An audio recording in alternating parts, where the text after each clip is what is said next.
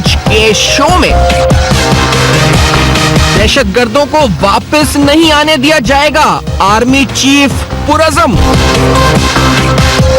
Border की मौसर निगरानी का निजाम, अफगानिस्तान को एतराज क्यों?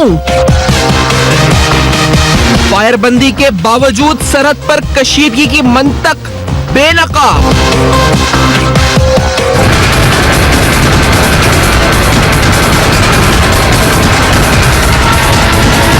सिफारतकार तलब, गैर एलानिया कर्फ्यू, फोर्सेस की पोजीशंस, इशारा क्या?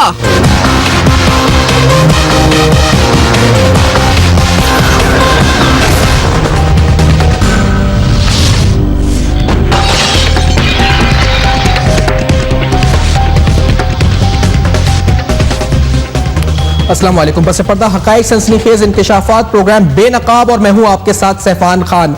कुछ ही देर पहले चौधरी निसार साहब ने भी बॉर्डर मैनेजमेंट के हवाले से गुफ्तगू की है और पाकिस्तान में सिविलियन मिलिट्री क़यादत, क्योंकि आज जनरल राहिल शरीफ साहब ने जब वज़ीरिस्तान में नॉर्थ और साउथ दोनों वज़ीरिस्तान में इस पर उन्होंने विजिट किया तो उनकी जानिब से कैटेगोरिकल स्टेटमेंट सामने आई और वो स्टेटमेंट का ताल्लुक भी पाकिस्तान में फाटा के हवाले से इफेक्टिव बॉर्डर मैनेजमेंट के हवाले से था। जनरल राहिल शरीफ साहब ने जहां यह कहा कि इंटेलिजेंस बेस्ड ऑपरेशंस और कॉम्बिंग ऑपरेशंस पूरे मुल्क में जारी रहेंगे, उसके साथ साथ इस बात को इंश्योर किया जाएगा कि फाटा के अंदर बिलखुसूस दहशतगर्द दोबारा दाखिल ना हो, इफेक्टिवली बॉर्डर को मैनेज किया जाएगा ताकि क्रॉस बॉर्डर मूवमेंट जिस तरह से होती है फ्रीली वो ना हो सके। बात पाकिस्तान अफगानिस्तान के बॉर्डर की है, बात उस दरवाजे की है, उस गेट की है प्रपोज जिसका कल ISPR ने भी नक्शा जारी किया था और उसके बाद से हमने देखा है कि अफगानिस्तान के पाकिस्तान के साथ कशीदगी हमें मुसलसल नजर आ रही है।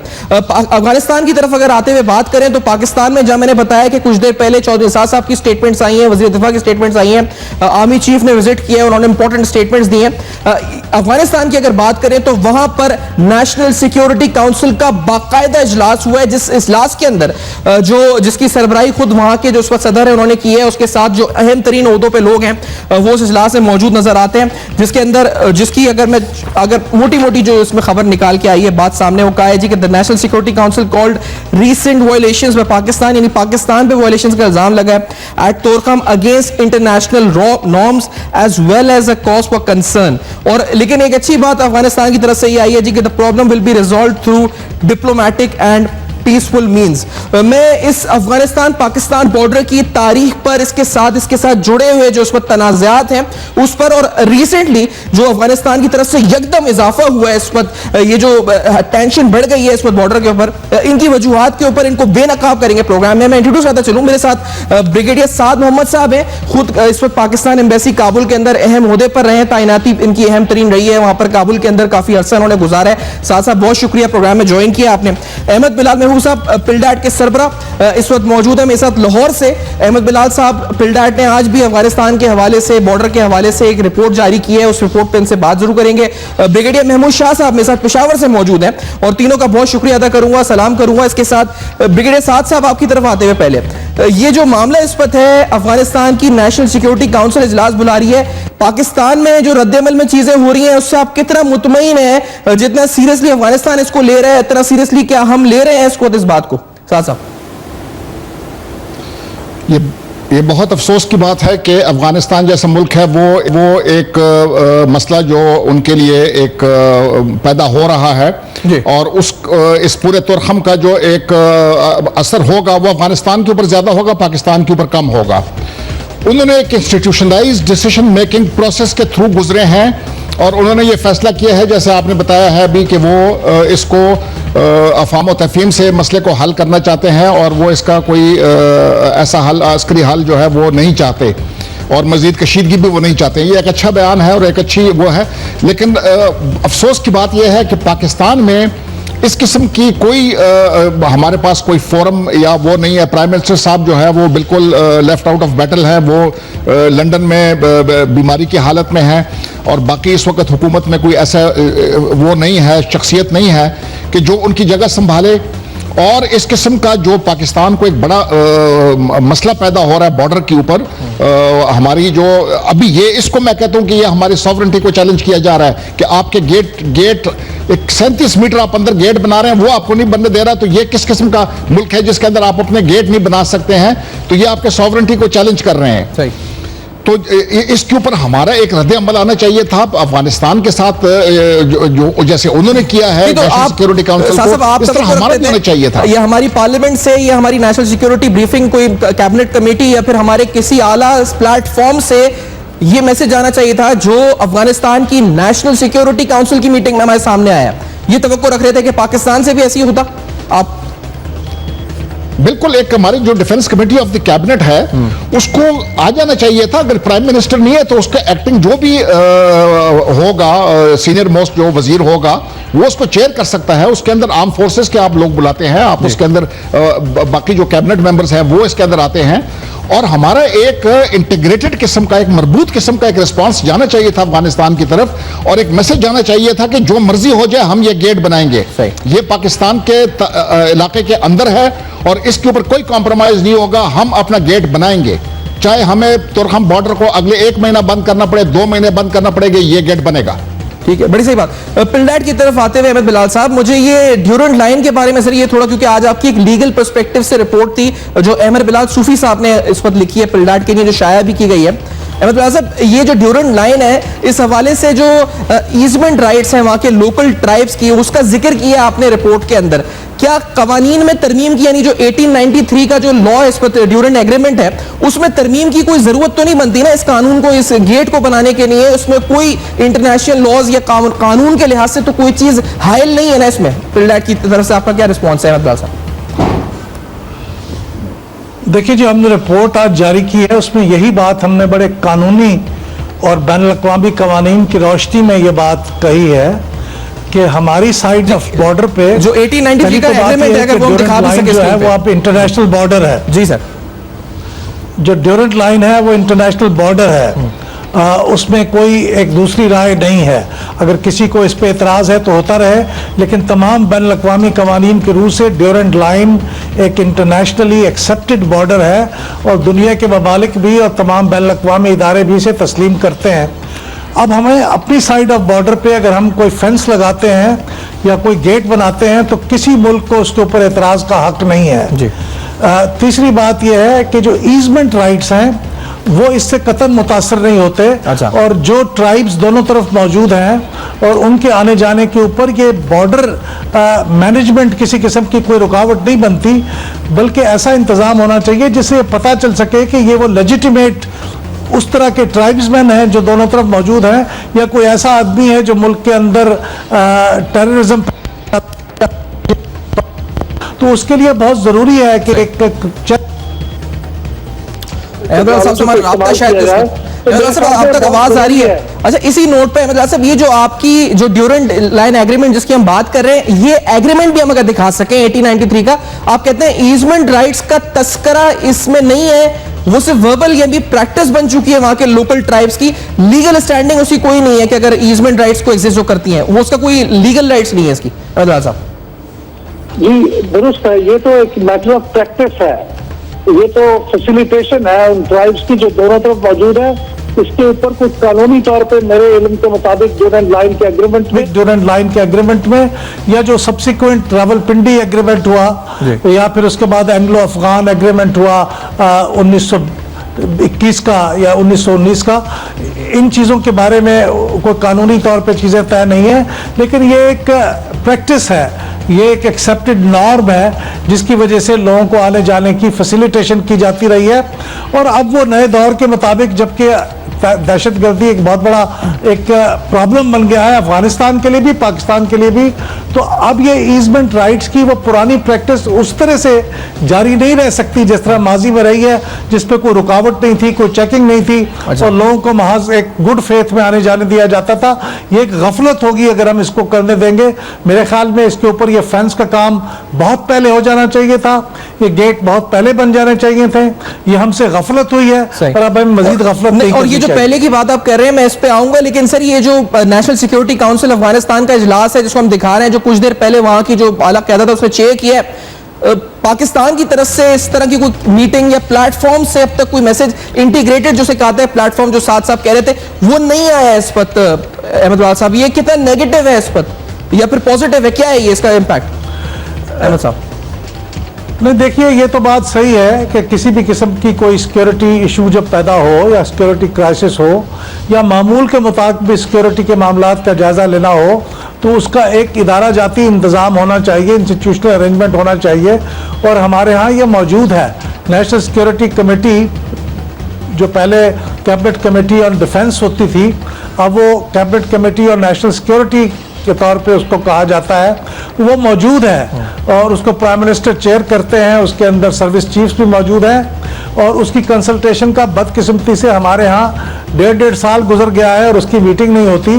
ये मौजूदा हुकूमत का डिस्क्रेडिट है कि उसने इस किस्म के फोरम्स को बाकायदगी से इस्तेमाल करने की तरफ तवज्जो नहीं की, बल्कि काबीना के इजलास में महीनों गुजर जाते हैं और वो इजलास नहीं होते। ब्रिगेडियर महमूद शाह साहब से कमजोरी है। पर्टिकुलर क्राइसिस में, जी सर, इस पर्टिकुलर क्राइसिस में जरूरत थी या नहीं थी, इसके बारे में मैं क्लियर नहीं हूँ। अच्छा, मेरे ख्याल में हमारी फौज और हमारी हुकूमत इसका बजाते खुद जवाब दे सकती है। ठीक है, ब्रिगेडियर महमूद शाह साहब आपकी तरफ आते हुए पेशावर, ब्रिगेडियर महमूद शाह साहब तक अगर हमें आवाज पहुंच रही है। सर अस्सलाम वालेकुम, आपने प्रोग्राम में ज्वाइन किया। सर, ये कितना इंपॉर्टेंट एक लम्हा आ चुका है इस पर, तो हमारी इंटीग्रिटी का सवाल हो चुका है, ये जो पूरा गेट का मामला बन चुका है। महमूद शाह साहब, आपकी नजर में?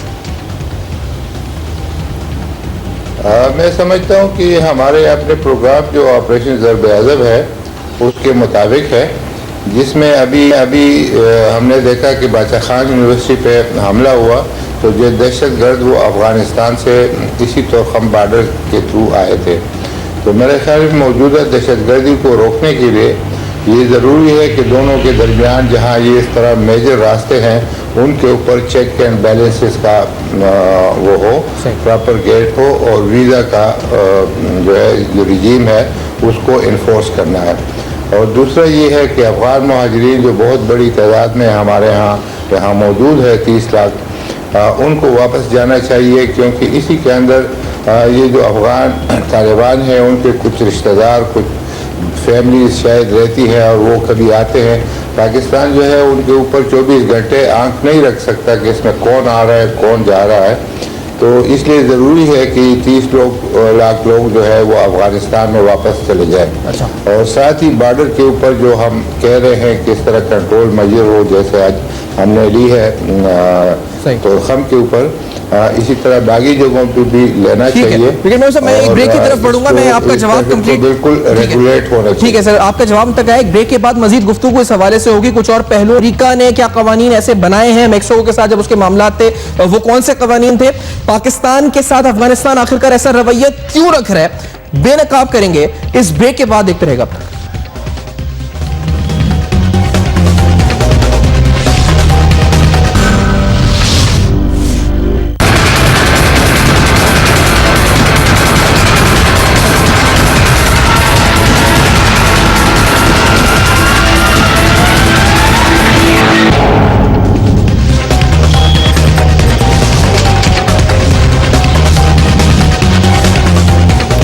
Welcome back. आप देख रहे हैं बेनकाब में आज बात हो रही है बिलखुसूस अफगानिस्तान पाकिस्तान कशीदगी पर। मेरे साथ ब्रिगेडियर साद मोहम्मद साहब, अहमद बिलाल महबूब साहब, ब्रिगेडियर महमूद शाह साहब, 3 मोहतरम मेहमान पैनलिस्ट हमारे साथ प्रोग्राम में मौजूद है। ब्रिगेडियर साहब, आलमी कवानीन के हवाले से मैं आपकी तरफ आना चाह रहा हूं कि अगर अफगानिस्तान हमें रोक रहा है तो क्या कोई यूएन रेजोल्यूशन उस पर लागू होती है या नहीं होती, क्योंकि हम दहशतगर्दों को पाकिस्तान में नहीं दाखिल होने देना चाहते, ये हमारा ऑब्जेक्टिव है।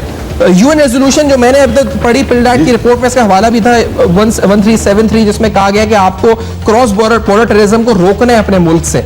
सर, क्या कोई ये लागू होती है, कवानीन लागू होते हैं इंटरनेशनल, अगर अफगानिस्तान हमें दरवाजा बनाने से रोक रहा है? जी बिल्कुल लागू होते हैं।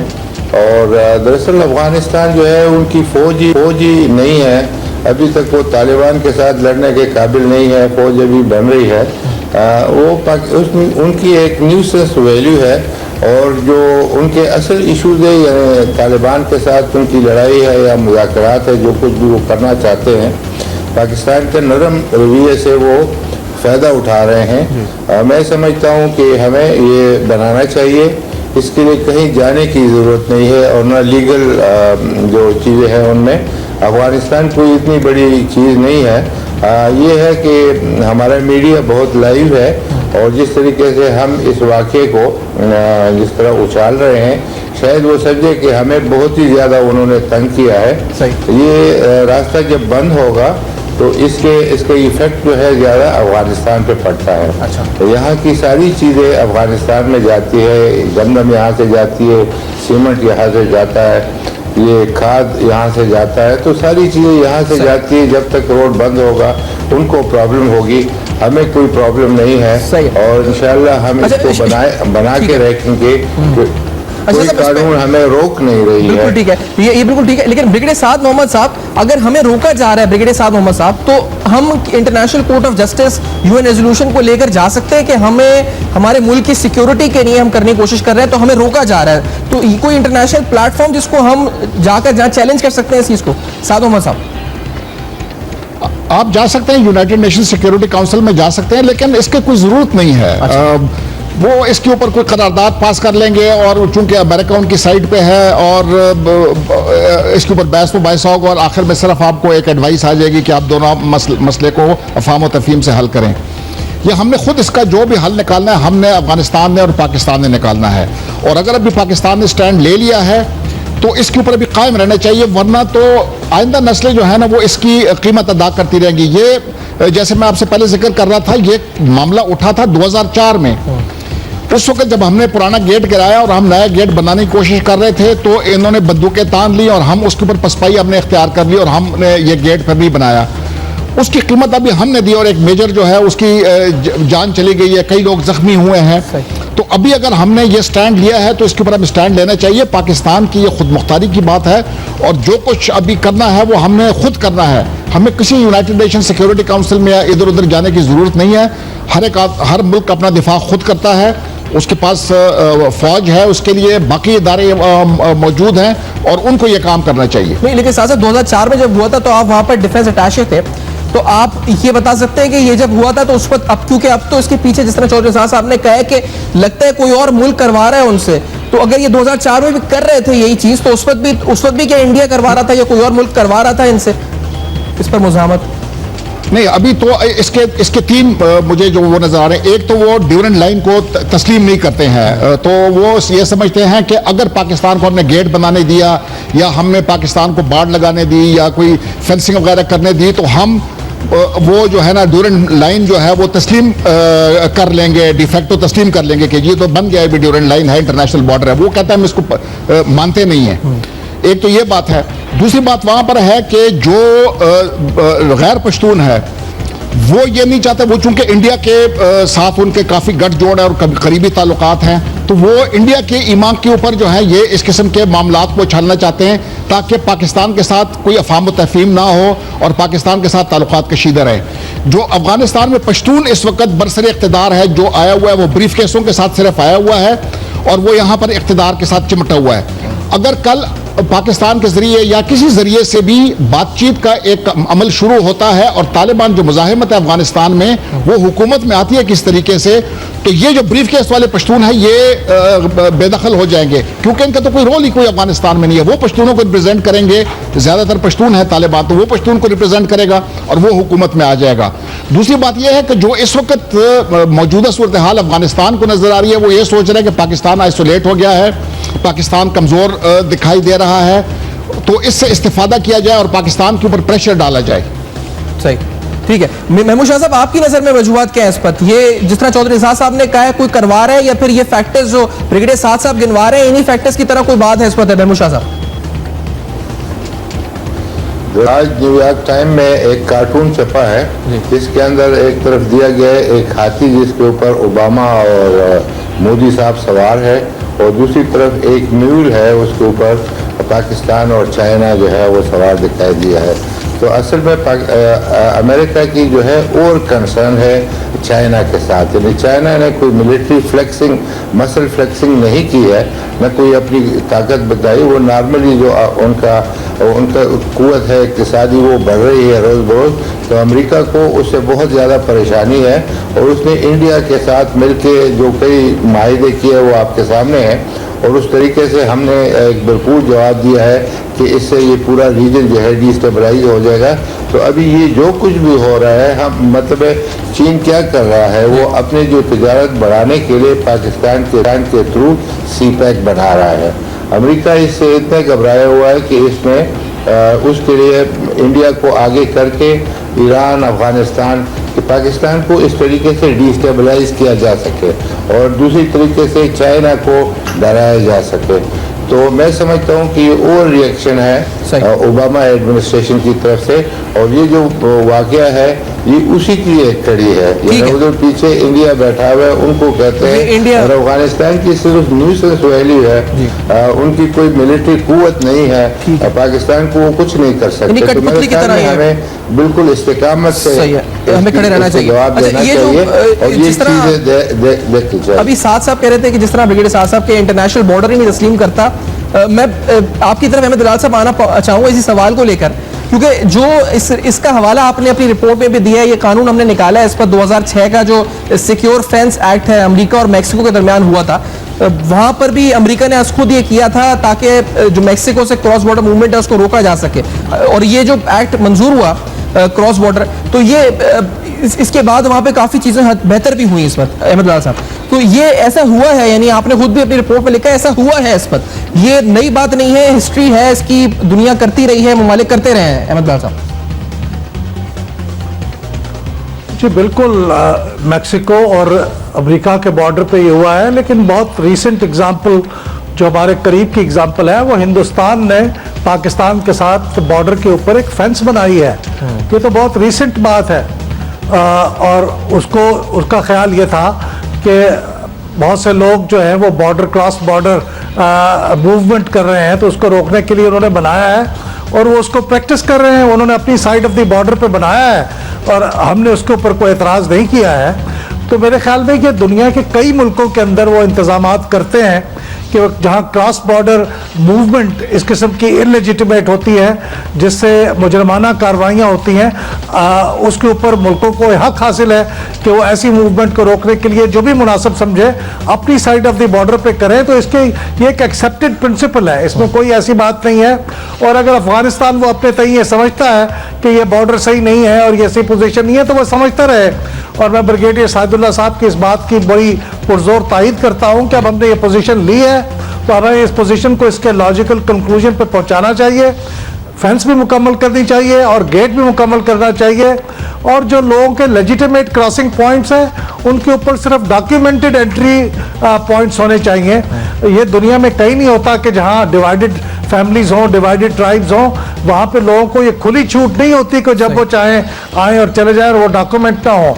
और पाकिस्तान इंडिया के बॉर्डर पे पंजाब में, सिंध में गांव डिवाइड हो गए, फैमिलीज डिवाइड हो गई, लेकिन उनको आने जाने की आज़ादी नहीं है कि वो जब चाहे आने जाए बगैर वीजे के, बगैर पासपोर्ट के। लेकिन मैं चीजें फैसिलिटेट कर बड़ी अच्छी बात आप कह रहे हैं, कार्ड जारी कर सकते हैं, लेकिन इलेजिटिमेट वो जो प्रपोजल्स हैं लेजिस्लेशन के हवाले से मैं इंशाल्लाह अगले सेगमेंट में उनको वन बाय वन डिस्कस भी करूंगा। लेकिन ब्रिगेडियर साहब आज हमारे मतलब फौज को, हमारी इस वक्त एक फौजी हमारे मेजर शहीद हुए जिनको हम सैल्यूट करते हैं पूरी कौम, साहब ये अब हमारे इस बॉर्डर पे स्टार्ट हो गया तुर्खम की तरफ, ये भारत की तरफ इधर शेलिंग होती थी, मोटर्स होते थे, अफगानिस्तान के साथ अब ये हो गया। ये आपको कैसा लगा, ये आपने जब देखा सुना, आपकी फीलिंग्स क्या थी इस वक्त ये देखने के बाद? और मेजर अली चंगेजी जिन जो शहीद हुए इस वक्त, ये कैसा लगा, कैसा आपको इस वक्त साहब ये पूरी खबर आपको? बिल्कुल हाँ, तशवीशनाक बात है हमारे लिए, पाकिस्तान के लिए बहुत तशवीशनाक बात है कि पाकिस्तान हैज बेंट बैकवर्ड्स कि वो अफगानिस्तान को किसी न किस तरह फैसिलिटेट करे, अफगान को फैसिलिटेट करे, उनके ट्रेड को फैसिलिटेट करे, उनके जो शहर के अंदर न खाने पीने की कुछ चीज़ें हैं वो पाकिस्तान से जो है वो सप्लाई होती हैं, लेकिन वहाँ से जो अगर रिस्पांस आ रहा है वो बिल्कुल नेगेटिव है। तो सिर्फ इस हद तक तशवीश है, बाकी अफगानिस्तान में ये क़ुव्वत नहीं है कि वो पाकिस्तान के लिए कोई मिलिट्री थ्रेट बन सके, और पाकिस्तान के पास adequate response capability on the western border मौजूद है कि अगर कोई एडवेंचरिज्म करे तो उसको जवाब दिया जा सकता है, और अप्रोप्रिएट इज देयर अवेलेबल है, चाहे वो ज़मीन पे हो चाहे हवा पे हो। तो मेरे ख्याल में कोई उसकी बात नहीं है, थ्रेट की बात नहीं है। लेकिन अफसोस की बात है कि अफगानिस्तान के साथ एक इतना अच्छा पाकिस्तान का रवैया उनके, ये तो लोग 30 लाख कहते हैं, मैं 30 लाख नहीं, तकरीबन 50 लाख इस वक्त पाकिस्तान में मौजूद है, पाकिस्तान के शहरों में मौजूद है, यहाँ से रोजी खाते हैं, यहाँ पर से अफगानिस्तान पैसे भेजते हैं, और फिर भी ये पाकिस्तान के साथ इस किस्म की हरकत करते हैं तो अफसोस होता है। सही। और ब्रिगेडियर महमूद शाह साहब, आज आर्मी चीफ ने कहा है वजीरिस्तान के दौरे में, वो कहते हैं कि हम इस वक्त ये intelligence based operations, combing operations जारी रखेंगे और ये कोशिश रखेंगे कि इफेक्टिव बॉर्डर मैनेजमेंट हो, दहशतगर्द वापस ना आ सके। ये अज़म का उन्होंने इस पर ये इजहार किया है। ब्रिगेडियर महमूद शाह साहब, ये किस तरह इफेक्टिवली इंप्लीमेंट हो सकेगा? जो उनका अज़म है, जो उनका प्लान है, जो उनका विजन है, ये इंप्लीमेंट कैसे होगा ब्रिगेडियर महमूद शाह साहब? एक तो ये है कि नंबर 1 ज़रूरत ये है कि जो अफगान महाजिरीन हैं हमारे मुल्क पे, उनको वापस अपने मुल्क में जाना चाहिए। ये एक तरफ हमारे ऊपर इक्तिसादी बोझ है, दूसरी तरफ जो है ये बहुत बड़ी सिक्योरिटी रिस्क है। इसी के अंदर जो है अफगानिस्तान से दहशतगर्द आके छुप जाते हैं, चाहे वो अफगान तालिबानी क्यों ना हो, और उसका पाकिस्तान के ऊपर इल्ज़ाम लगाया जाता है। तो मेरे ख्याल में एक बार ये नहीं होंगे तो ये मसला हल हो जाएगा। दूसरी तरफ ये है कि ये पाकिस्तान अफगानिस्तान के बॉर्डर के ऊपर ये जो फ्री मूवमेंट है, इसके ऊपर कंट्रोल किया जाए। और दूसरा जो है, जो उनके लोग आए हुए हैं या लोग जो उधर बैठे हुए हैं और उनके यहाँ पर नेटवर्क मौजूद है, तो उसके लिए इंटेलिजेंस बेस्ड ऑपरेशन जो है वो कंटिन्यू करेंगे, क्योंकि हम तमाम बॉर्डर के ऊपर ज़ीरो लाइन तक पहुँच चुके हैं और कोई जगह नहीं है जो कि इस लाइन के ऊपर जो बॉर्डर पिलर पोस्ट है उनके ऊपर हम बैठे हुए हैं, ये चतराल से लेके नीचे जो है बलूचिस्तान तक। तो और कोई ऐसी चीज़ बाकी नहीं रही। अभी पीछे के इलाकों में ये कोई लोग आ जाते हैं और वो कोई कार्रवाई करना चाहते हैं, तो उसके लिए इंटेलिजेंस बेस्ड ऑपरेशन मैं ब्रेक की तरफ, ख्याल में ये है एक ठीक है सर, मैं एक बात जी मैं एक ब्रेक की तरफ बढ़ रहा हूँ। उस वक्त इस ब्रेक के बाद आपकी बात कंटिन्यू भी करेंगे और कुछ और हवाले से जो कवानीन इस हवाले से बंद, क्या कोई लेजिस्लेशन प्रपोज की जाए और उसमें क्या नुकात हो इन माइग्रेंट्स, अफगान माइग्रेंट्स के हवाले से, जो यहाँ पे इमिग्रेंट्स इस वक्त है अफगानिस्तान के, उनके हवाले से क्या होना चाहिए, किस तरह रवैया हमें रखना चाहिए हमारे स्टेट को, ये सब कुछ इन डिटेल बेनकाब करेंगे इस ब्रेक के बाद। एक रहेगा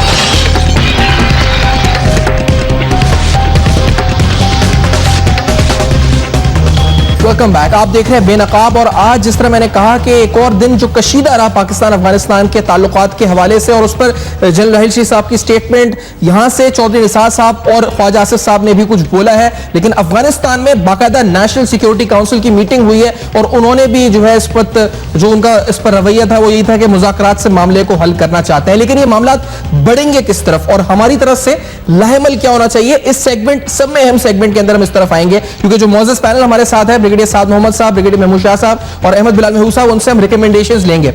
मैं रिकमेंडेशंस की तरफ आते हुए अहमद बिलाल साहब, आप ही की आज की रिकमेंडेशन जो पिल्डाट की जो रिपोर्ट है आपकी, उसमें आपने एक कानून की बात की है चेक एंड बैलेंसेस के हवाले से, और इसमें इमिग्रेंट्स की आपने कैटेगरीज की बात की है, जो अनऑथराइज्ड पर्संस हैं उनको आइडेंटिफाई किया जाए, असाइलम सीकर्स के बात की है, जो इकोनॉमिक माइग्रेंट्स हैं, कारोबार के लिए आए हैं उनकी बात, जो नौकरी के लिए आए हैं उनकी बात अलग की है, और जो इस पर इसके अलावा जो लोग आप जो वहाँ के ट्राइबल एरिया लोग हैं, जो वहाँ के जो आपस में कबाइल हैं, उनके बारे में भी इसमें आपने एड्रेस किया इस मामले को, और आपने फिर ये कहा है कि बाकायदा लेजिस्लेशन पास की जाए पाकिस्तान में ताकि ये मामला जो है जल्द से जल्द इसको हल किया जा सके। मैं साहब, ये रिकमेंडेशंस अगर पॉइंट बाय पॉइंट आप हमें बता सकें ये क्या है इस पर? जी, बुनियादी तौर पे देखिए, जो मामलात इस वक्त अफगानिस्तान से आने वाले लोगों के बारे में हम डील करते रहे हैं, वो एक एग्जेक्टिव पॉलिसी के तहत करते रहे हैं जी। तो हमारे जो कानूनी मुशीर हैं या जिन लोगों ने मशवरे दिए हैं, ये पेपर तहरीर किए हैं, उनका ख्याल ये है कि जिस तरह से अमेरिका और मैक्सिको के दरमियान मैक्सिकन लोगों की आमदरफ्त और उनके मामलात को डील करने के लिए अमेरिका ने एक कानून बनाया था, उसी तरह का एक कानून पाकिस्तान में भी होना चाहिए, जिसके तहत यहाँ पे जो मुहाजिरीन हैं, जो यहाँ पे असाइलम सीकर्स हैं यानी पनाहगीर हैं, और जो यहाँ पे दूसरे लोग हैं जो इकोनॉमिक रीजंस की वजह से आते हैं, जो बिल्कुल कानूनी गैर कानूनी तौर पे यहाँ आ जाते हैं, उनको डील करने के लिए बाकायदा एक कानून होना चाहिए ताकि हम उसे रेगुलेट कर सकें। और फिर ये जो ईजमेंट राइट्स का मामला है, जो हमारी दोनों तरफ कुछ कबाइल मुनकसिम है, उनकी आमद और रफ्त को भी रेगुलेट करने के लिए एक कानून होना चाहिए। लेकिन मैं ये समझता हूँ कि कानून जहाँ अहम है, उससे अहम तर चीज़ पाकिस्तान के सियाक व सबाक में कवानीन पे और पॉलिसियों पे और फैसलों पे अमल दरामद का है। हमारे यहाँ अमूमन मसला ये होता है कि कानून भी होता है और रूल्स एंड रेगुलेशंस भी होते हैं, लेकिन अमल दरामद का मामला कमज़ोर होता है। मिसाल के तौर से आप देखिए, अफ़गान मुहाजिरीन को शनाख्ती कार्ड जारी नहीं हो सकते कानून के मुताबिक, लेकिन हज़ारहा अफ़गान मुहाजिरीन को हमने देखा है और अभी हम तस्लीम करते हैं कि उनको गैर कानूनी तौर पे कार्ड जारी हो गए हैं, वो पाकिस्तान शहरी बन गए हैं, पाकिस्तान में वोट दे रहे हैं। ये बहुत ख़तरनाक सूरत हाल है। तो असल में पाकिस्तान के अंदर रूल ऑफ लॉ का मसला है, कानून का मसला भी है, लेकिन कानून पे अमल दरामद का बड़ा मसला है। नहीं, तो ये तो आप सही कह रहे हैं, नेशनल सिक्योरिटी के लिए थ्रेट बन चुका है नादरा की करप्शन की वजह से, जिस पर चौधरी साहब खुद बात करते हैं। लेकिन ये आप चाहते हैं यानी फिर कानून साजी हो या ना हो इस सिलसिले में? अहमद बयार साहब के जिस तरह आप अमेरिका की मिसाल दे रहे हैं, ये जो कानून साजी होनी चाहिए, कानून बन जाए, लेकिन हमारी जी कानून साजी होनी चाहिए, उससे चीज़ें बेहतर होंगी। लेकिन उससे कहीं ज़्यादा अहम बात यह है कि इस वक्त जो हमारे पास कानून मौजूद हैं, जो रूल्स और रेगुलेशंस मौजूद हैं, जो हमारे पास इख्तियारात मौजूद हैं, उनके ऊपर पूरी तरीके के साथ अमल दरामद हो। हम अक्सर में कानून बाज़ाक़त बना के तो बेगाफिल हो जाते हैं और मुतमईन हो जाते हैं कि हमने अपना फ़र्ज़ अदा कर दिया, लेकिन कानून बनाना इट्सेल्फ इतना अहम काम है, मतलब ये उससे ज्यादा अहम काम यह है कि उस कानून के ऊपर अमल दरामद करें। मतलब जैसे अमेरिका में तो कानून बन गया 2006 के अंदर और देखा हमने, उस पर अमल दरामद भी शायद हुआ, पाकिस्तान में बन जाएगा, उस पर अमल दरामद होगा या नहीं होगा, ये फिर अगला सवाल हो जाता है ना कि फिर ये होगा या नहीं होगा। ये बात है ना अहमद साहब जी, लेकिन इस वक्त कोई ऐसी चीज़ नहीं है जो हमें इन काम चीज़ों से उनको रोकने के लिए हमें रुकावट बनती हो कि हम ये जो अफ़गान मुहाजिरीन आ रहे हैं, गैर कानूनी लोग आ रहे हैं, इनको रोकने के लिए कुछ इक़दाम करें। हमें कोई ऐसी चीज़ नहीं है जो हमें रोकती हो, लेकिन हम वो नहीं कर रहे। हाँ, इसकी लीगल फ्रेमवर्क को स्ट्रेंथन करने के लिए आप नया कानून पास कर लीजिए, वो बहुत अच्छी बात है, लेकिन इस वक्त जो कुछ मौजूद है उसके ऊपर भी तो अमल नहीं हो रहा। आप नादरा का कानून मौजूद है, उसकी खिलाफ वर्जी हो रही है खुल्लम खुल्ला। तो हम इन चीज़ों को रोकें, इसकी तरफ तवज्जो करें, और मेरा ख्याल हमारी हुकूमत सिर्फ इसके बारे में बयान देने की बजाय इसके ऊपर अमल करे, अमल दरामद करके दिखाए। सही। अच्छा साथ साहब, आपकी तरफ आते हुए, क्योंकि आपने ये रिकमेंड किया था इस वक्त इस प्रोग्राम में कि हमें स्टैंड लेना चाहिए इस पर, हमें इस पर डट जाना चाहिए, इस पर इस दरवाजे की इस गिमीर के लिए चाहे कुछ भी हो, हमें डट कर मुकाबला करना चाहिए इस बात का। साथ साहब, ये मामला अगर हम डट जाते हैं और जिस तरह हम डटे हुए हैं, क्योंकि तामीर जारी है इस फायरिंग के बावजूद भी, तो इसकी क्या रेमिफिकेशंस हो सकती है? मामला कहां तक बिगड़ सकता है खुदा ना खास्ता, या फिर यही स्टेट जो है उस पर यही रहेगी, फायरिंग और ये सब चीजें चलती रहेंगी, या फिर ये बढ़ सकती है बात यहां से खुदा ना खास्ता? साहब नहीं बढ़ेगी नहीं कोई बात। आप गेट बंद रखें, काबुल जो है वो 6 से 7 दिन के अंदर अंदर काबुल जो है वो बगैर खाने पीने के सामान के, बगैर दवाइयों के और पब्लिक एक प्रेशर जो है अफगान हुकूमत में बिल्डअप हो जाएगा। पिछले दफा जो आपने 5 दिन के लिए बॉर्डर बंद किया था, अफगान एम्बेसडर जो है वो आर्मी चीफ के पास भागा गया और वहां पर जाके वहां उसने रिक्वेस्ट की कि जी बॉर्डर आप खोल दें। तो हमें इससे घबराना नहीं चाहिए। आगे इनका आ रहा है, ये फ्रूट सीजन आ रहा है, अगले 3-4 हफ्ते में फ्रूट का सीजन शुरू हो जाएगा, जो हिंदुस्तान जाता है और पाकिस्तान में इस्तेमाल होता है, और अफगानिस्तान का फ्रूट कहीं नहीं जाता है। वो ना सेंट्रल एशिया जाता है क्योंकि सेंट्रल एशिया भी वही फ्रूट प्रोड्यूस करता है, ईरान भी नहीं जाता क्योंकि वो भी वही प्रोड्यूस करता है। ये सिर्फ सब कॉन्टिनेंट में आता है, इंडिया और पाकिस्तान। तो अगर आपने ये बॉर्डर बंद रखा तो ये इनका पूरा सिस्टम जो ट्रेडिंग है वो ये कोलैप्स कर जाता है। तो हमें घबराने की जरूरत नहीं है, हमें इसके ऊपर रहना चाहिए। दूसरा ये कि अफगान मुहाजिरीन जो है तकरीबन, जैसे इन्होंने बात की कि तकरीबन 60-70% अफगान मुहाजिरीन जो है ये आते जाते रहते हैं।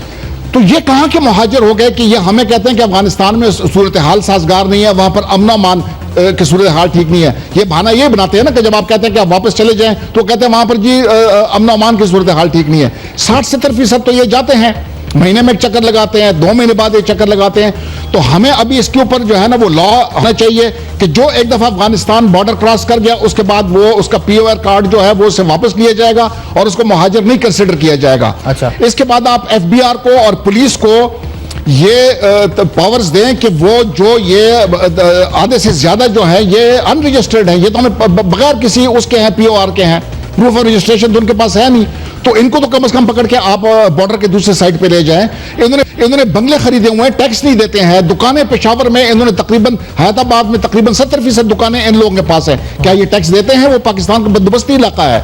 उनको आप जाके पकड़ें कि ये किस किस्म का बिजनेस कर रहे हैं, क्योंकि आपने पाकिस्तानियों को बिजनेस से निकाल दिया, उससे आप टैक्स मांगते हैं, इससे आप टैक्स नहीं मांगते, तो पाकिस्तानी जो है वो बेचारा फिर क्या करे? तो आपने पाकिस्तानियों के ऊपर वो डाला हुआ है, तो इसके ऊपर कोई घबराने की बात नहीं है। गेट महीना बंद रहता है, 4 हफ्ते बंद रहता है, 10 हफ्ते बंद रहता है, पाकिस्तान को कोई तशवीश नहीं है, पाकिस्तान को कोई प्रॉब्लम नहीं है। प्रॉब्लम अफगानिस्तान को होगा, उधर से प्रेशर बिल्डअप होगा। और आप देख लें कि ये जैसे अभी सिक्योरिटी काउंसिल में आपने देखा कि उनका रवैया था कि हम इसको डिप्लोमेटिक तरीके से हल करना चाहते हैं, तो ये उनको पता है कि ये ज्यादा सस्टेनेबल नहीं है जो उनका रवैया है। और हमें अपने गेट के ऊपर जो है उसके, जब तक हम ये गेट बनाते नहीं है उस वक्त तक हम गेट नहीं खोलेंगे। ये पाकिस्तान को ये मैसेज दे देना चाहिए। ये जो बात इससे जुड़ी हुई साहब जो आज आर्मी चीफ ने की है कि फाटा में जो दहशतगर्दों का जो क्रॉस बॉर्डर मूवमेंट्स है ये इस गेट से ही जुड़ी हुई है, इस पर इसका मतलब ये इंश्योर हो जाएगा कि उसके बाद फिर दहशतगर्द वहां से अगर मूवमेंट्स होती हैं क्रॉस बॉर्डर वो नहीं आ सकेंगे पाकिस्तान में। इट विल इंश्योर दिस, ये गेट नहीं, लेकिन बात यह है ना कि अगर कोई गैर कानूनी क्रॉसिंग कर रहा है अफगानिस्तान, उसके ऊपर आप फायर कर सकते हैं, उसको आप मार सकते हैं। तोरखम के ऊपर आप ये नहीं कर सकते हैं कि 15-20 हजार लोग जो है वो रोजाना आ रहे हैं, उसमें दहशतगर्द भी बैठ के आ जाता है आराम से। अभी बॉर्डर में ये ठीक है कि तकरीबन अगर 10 क्रॉसिंग होती है तो उसमें से 5 का हमें पता ना चले या 6 का पता ना चले, 4 का तो कम से कम हमें पता चल जाएगा और उस 4 के ऊपर आप फायर खोल सकते हैं, बिकॉज वो इलिजिटिमेट क्रॉसिंग होगी और आप उसको रोक सकते हैं। लेकिन अगर आपने तोरखम के ऊपर मैनेजमेंट नहीं रखी हुई है और इधर 10,000-15,000 लोग जो है वो पाकिस्तान के अंदर दाखिल होते हैं, तो आपको क्या पता चलता है कितने इसमें टेररिस्ट है और कितने टेररिस्ट नहीं है?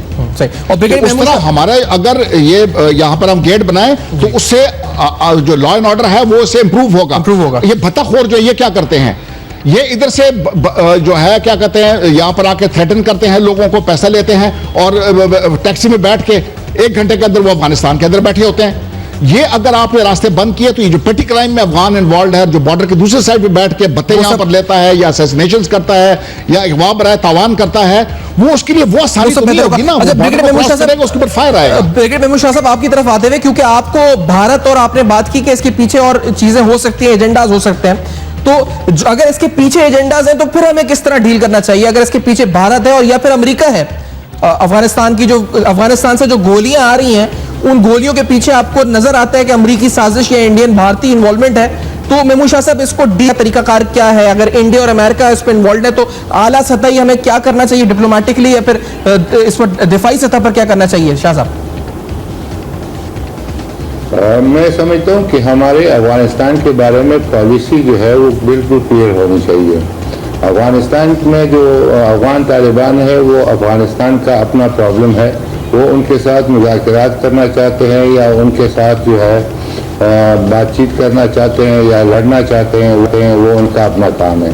हमें अफगानिस्तान में अमन कायम करने के लिए ये रोल हमें दिया गया है कि हम अफगान तालिबान को लाएंगे, उनको टेबल पर बिठाएंगे, और कभी वो नखरे करते हैं कि जी आप इनको कहे कि पहले हथियार पहन के फिर आए। पाकिस्तान कैसे अफगानिस्तान में अमन कायम कर सकता है जब अमेरिका 15 साल से अपनी पूरी फौजों के साथ वहाँ मौजूद रहा और उन्हें अमन कायम नहीं किया, तो पाकिस्तान जो है कैसे कायम कर सकता है? तो एक तरफ ये क्लियर पॉलिसी होनी चाहिए, दूसरा ये है कि हमें अफगानिस्तान से अपने आप को लपेटना चाहिए। यानी ये जो बॉर्डर के ऊपर जितनी भी है ये गेट से दूसरी जो अरेंजमेंट्स है, जो हम बॉर्डर मैनेजमेंट उसको कहते हैं, उसको पूरी तरह इम्प्लीमेंट करना चाहिए। और यहाँ पर जो अफगान मुहाजिरीन हैं उनको यहाँ से निकालना चाहिए।